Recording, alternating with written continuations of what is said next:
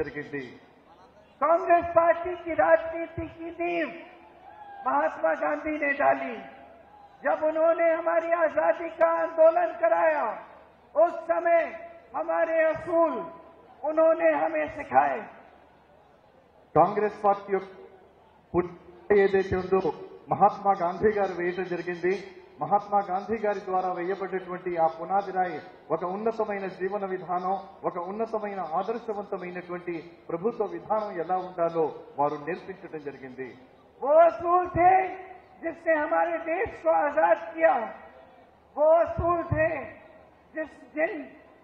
जिसने हमारे संविधान को बनाया, हमारे लोकतंत्र की नींव डाली।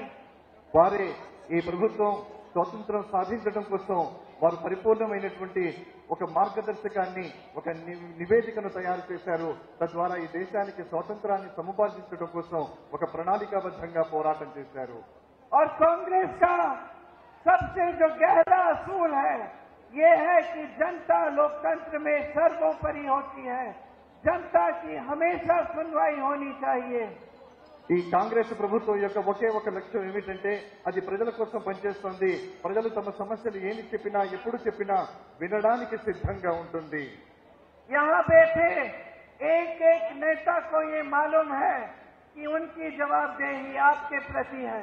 ఇక్కడ కూర్చున్నటువంటి ప్రతి నేత, గెలిచినటువంటి ప్రతి నేత మీకు సమాధానం చెప్పాల్సి ఉంటుంది అనేటటువంటి ఒక భయంతో ఉంటారన్న సంగతి మీ అందరికీ తెలుసు. यहाँ बैठा एक एक नेता जानता है कि सत्ता आपने दी है, शक्ति आपने दी है, सम्मान आपने दिया है, और उस सम्मान और उस शक्ति का आदर होना चाहिए।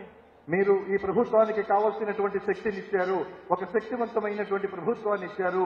ఈ ప్రభుత్వం యొక్క శక్తి యుక్తులు ఏవైతే ఉన్నాయో అవన్నీ మీ సేవకు పనికి రావాలి, అవన్నీ మీకు ఉపకరించాలి.